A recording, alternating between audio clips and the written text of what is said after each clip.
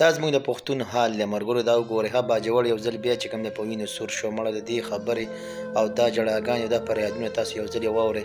تر کوم به موږ دغسې بې ګناه مرو او بې ګناه به قتلېږو.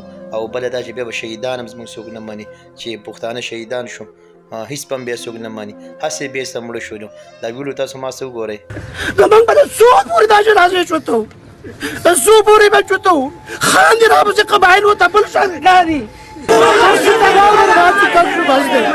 سبا ورباد شو کنه سبا نه مني قوم سبا مې دا شهید هم نه مني، دا شهید مې نه مني، دا شهید مې نه مني، دا وطن دا شهید مې نه مني.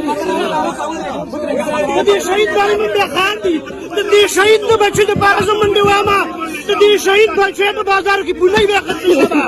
سبا د دې شهید بچی بولۍ خرڅوي، د دې شهید بچی سبا بولۍ خرڅوي.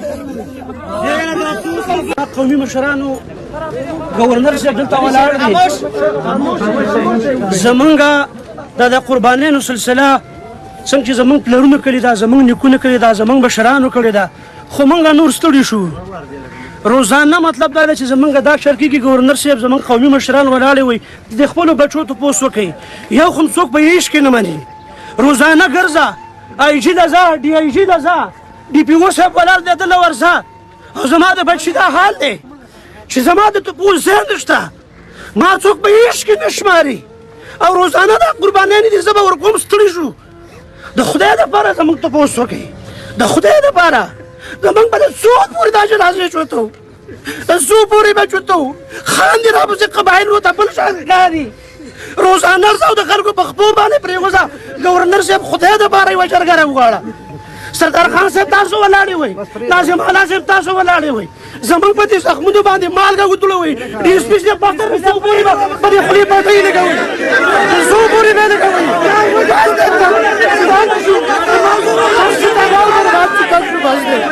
سبا ورباد شو کنه د غرغ او د خلکو سشته او زما د شهیدان نشته.